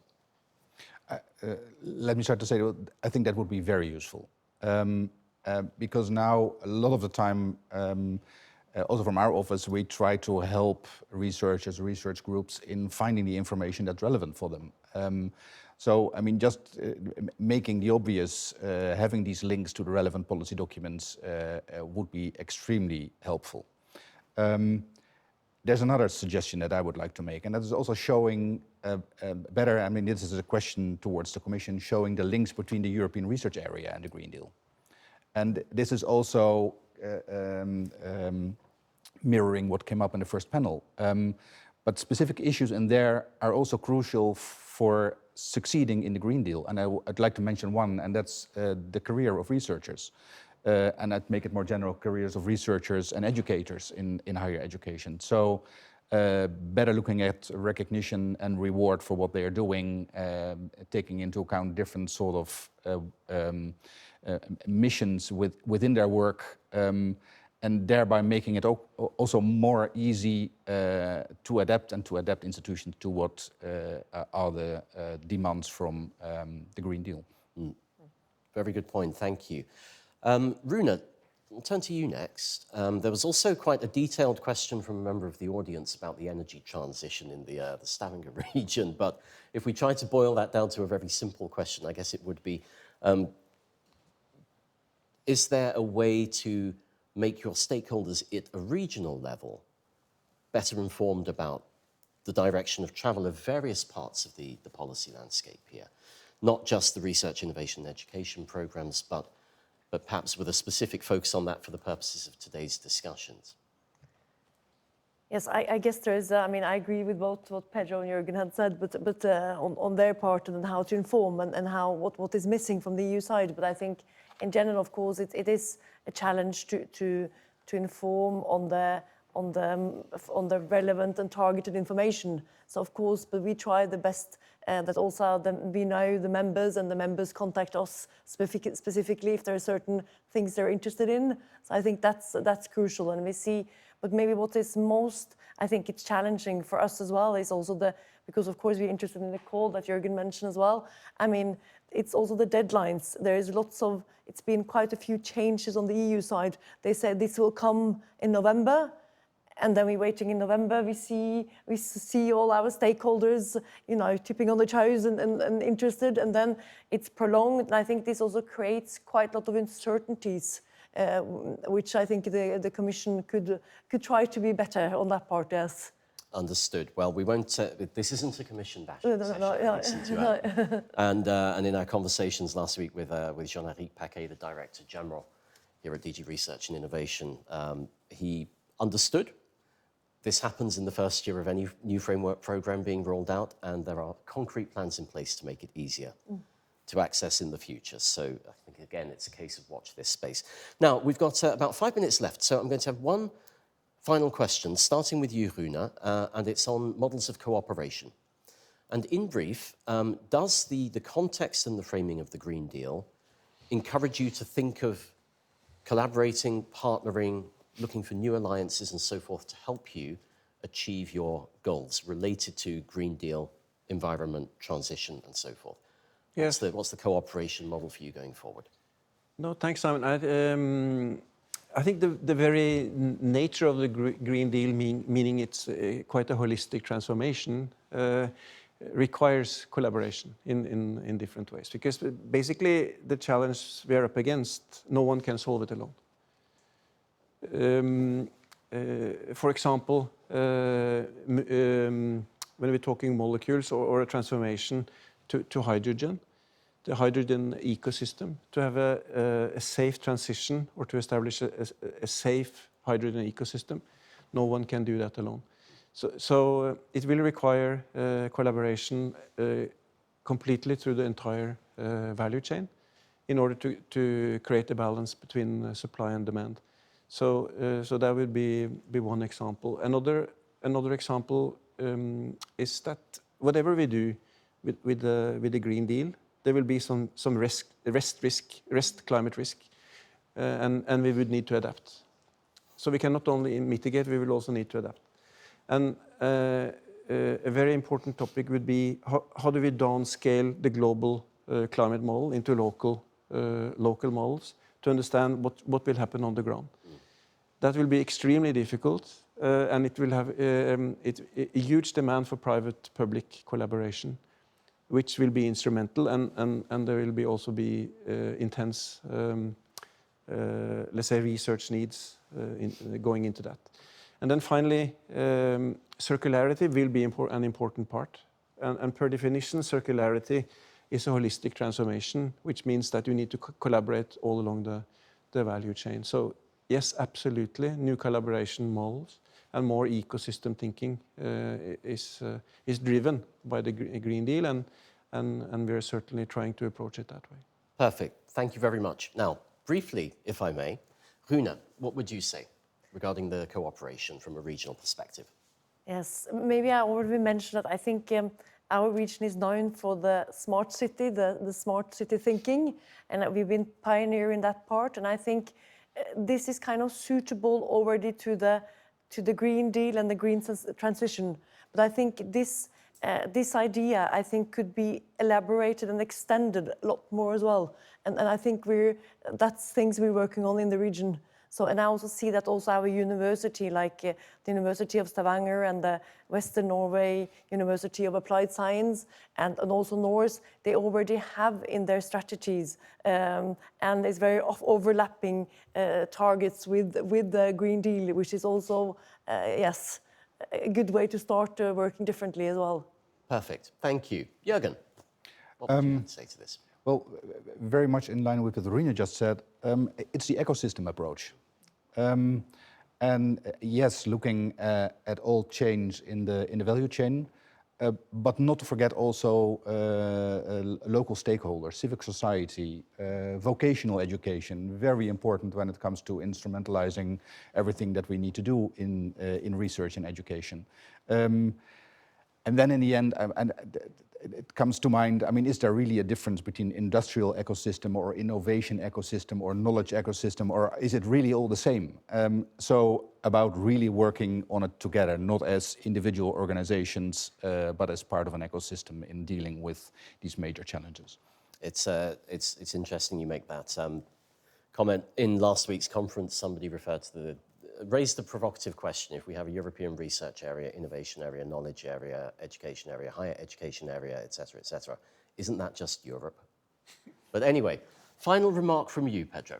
Yeah, well, I think it's already been said to a large degree that this is very much a cooperative and integrated approach that is needed to achieve the targets of the green and digital transition. And I guess for our part and Norway's part, we need to remind ourselves that thanks to our membership in the internal market and programs like Horizon Europe, we have access to partners, customers, networks, and so we just need to go out and grab those opportunities.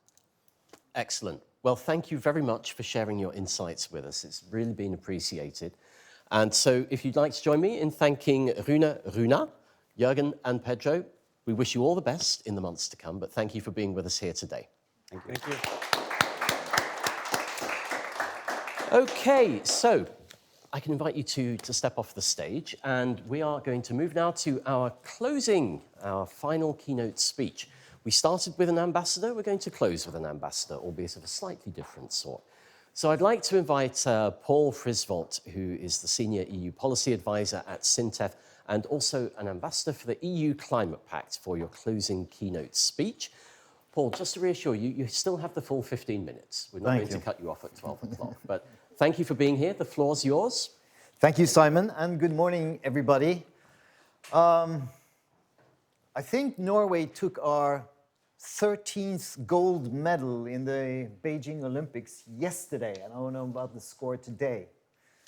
And it was Herman van Rompuy, the former president of the European Council, who said that Norway is the champion of the internal market. And we've heard from Pedro, my colleague Alexander, how well we succeed when we participate in the Horizon programs. But Rune from DNV also said that the Green Deal is a massive decarbonization process. It's a whole new era.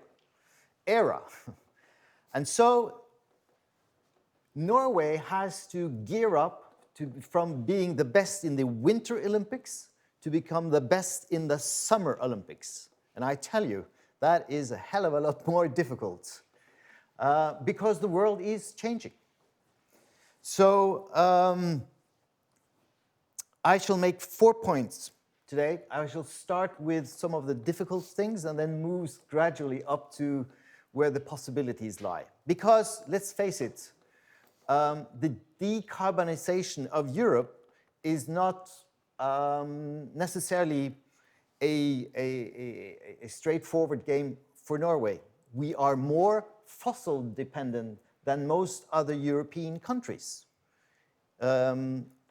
Just imagine the profit rates within the fossil industry are much, much higher than those industries that we are now to develop and to export and to fund our welfare society from.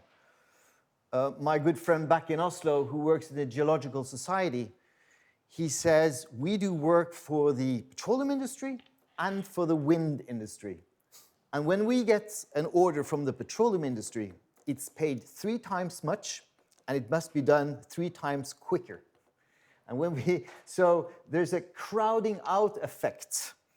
And we are still a bit schizophrenic in Norway because we provide very generous tax incentives for this industry, while at the same time we want to build these new industries on the shoulders of our petroleum industry. You know, the CCS Northern Lights program, that is our flagship European that we're very proud of, and indeed as working for SINTEF, we are particularly proud as we started working on CCS all the way back in 1986. But when we see who, now that the commissioning of the ships that shall transport CO2 from Brevik to Bergen, which is around the coast, none of the Norwegian shipyards had the capacity of building those ships. So those commands went to Dalian shipyard in China, right? So we need to get to grips with this, and this high gas price obviously doesn't make our transition easier. So that is my first point, that the stakes are higher. The order is taller for Norway than for any other European countries, I would actually submit. So we do need to do more. and do it quicker, shall we succeed. The other controversial issue, which I must say, I wish that I didn't have to, Simon, but I have to because we have to be faithful to the truth, is that the EU is changing. The ambassador spoke very highly and positively of the EEA, and yes, it is indeed the anchor of what we have in Europe, but it has not changed at all since 1992. And we see a much more industrially strategic Europe being forged now in the European Green Deal. And we must make sure that we are able to take part in all those new mechanisms, all those new platforms. We want to become the champion of battery factories, giga battery factories in Europe. Well, the Brexit deal has a tariff clause, which means that if electric vehicles produced with Norwegian batteries has a tariff of 10% imposed on it if it's sold to the UK and vice versa. So Norway has to consider whether it wants to become part of the EU customs union, because membership is not on the political agenda, but we could very easily, not very easily, we could become member of the EU customs union to get around that. And that's why the second point is we need to accept that the world is changing, and for us to continue to be part of this huge adventure, then we need to adapt to that too. And then Ambassador Fife talked about all the opportunities. And obviously, yes, the Green Deal is, as Mr. Van Rompuy said about the internal market, it is a huge opportunities for Norwegian, not only research, but industry, education sector, as we heard of today as well. And there we must know that we have to take, you know, there are some trains that are leaving the station that we have to be on. I saw in the program of the Prime Minister's visit next week that there will be a presentation of the important project of common European interest, the IPCEI, on batteries. So let us hope that the new government has enabled us to be part of the IPCEI on batteries. But there are other IPCEIs that we would have a huge advantage of being part of, on cancer, low carbon technologies. There's one being talked about now on renewable energy, many in the areas where we can actually provide lots of input and where we have a competitive advantage. There are other programs such as LIFE, such as the Common European Facilities, where many projects are highly relevant for the Norwegian economy, and indeed relevant for the new industrial concepts that we want to develop to take over from the fossil industry. That was the third one. My fourth point is that to really take advantage of the Green Deal, we've heard that we've been very successful so far, but all that success comes at a price. And there's a reason why we're so successful. Because we've been able to have the appropriate framework conditions. The Norwegian Research Fund and the Norwegian Ministries of Higher Education and Research have been very wise in designing support mechanisms, not only for universities, but also for industry and for us as a research institute. These framework conditions need to be bolstered, they need to be continued on a permanent basis in order for us to continue to have this success. Because companies don't come to the EU by themselves. The public sector don't come to the EU by itself. And this is particularly true in Norway. Everybody asks me, what do they think of us down in Brussels? How do they see us? Well, the point is, it's not what they think of us, it's that we need to be seen. And that is all the more true for back home in Norway. As Runa mentioned, we need to get up that visibility. We need to show that there is something called the EU internal market and the opportunities that the not only Horizon Europe, but the digital program, the IPSES, and all the other industrial and research arenas can provide to us. So we need to ensure that we continue this path, that we need to gear the universities, but also the research institutes, to reach out and to be better at bringing the Norwegian industries, small and medium-sized enterprises, along with Innovation Norway, to take part of this and to build on this success. Because as the Norwegian Minister of Environment and Climate, Barth Eide, said at our seminar before Christmas, succeeding with the transition in Europe is a prerequisite for succeeding in Norway. So there are opportunities, but the fact that we lack the political participation means that the European Green Deal is really our guiding star. It is our guiding star to lead our way towards that transition. And we therefore need to learn from the EU to set concrete, measurable, verifiable targets when we develop our strategies.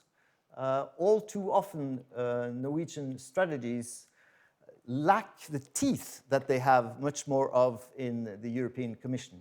And we need to learn from that as well in order to set targets which will be important for Norwegian industry. And I think Stefan made a very interesting point about universities and the need for their incentives for their involvement, because this is definitely a place where we should all work together. So, Simon, is Norway geared? Can we be as good in the Winter Olympics as we have been in the Summer Olympics, as good as we've been in the Winter Olympics? Well, we shall see. But having said, you know, there are probably few countries that are better positioned. But the big question is whether we are capable of taking advantage of all those opportunities that the Green Deal and the whole ecosystem of cooperational arenas provide for Norwegian industry and Norwegian researchers. So I'll end it there. Thank you very much.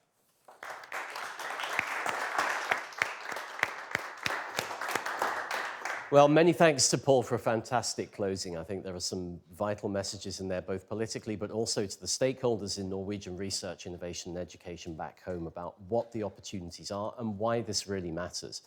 And I love the analogy about the Winter and the Summer Olympics. And if you were to draw a parallel with areas of science and technology, you're pretty good in the 400-meter hurdles at the moment. But we'll see how you do in other areas in the years to come. So, thank you very much for joining us. It's time to wrap up today's event. And so I have a few words of thanks, first of all, to all of our speakers.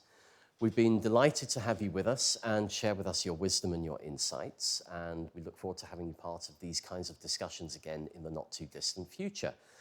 Second, to the delegation here in Brussels for hosting us in Norway House, and in particular to His Excellency the Ambassador for his opening remarks and his very warm welcome. I would also like to thank the organising team from Norcor, who've spent many days and nights putting together today's event, and in particular Hans-Erik Melanso and Alexander Olsen from Innovation Norway, Runhild Berg from the Directorate for Higher Education and Skills, and Karen Totland and Teresa Arhus from the Research Council. So a warm thanks to you all, and congratulations on a great event. And last but not least, our thanks to you, the audience. I hope this has been an informative and at times inspiring event, and encourages you to take the opportunity landscape around European programs more seriously in the months to come. So thank you very much for joining us, and we look forward to seeing you again at a future event. Thank you, good luck, and bye-bye.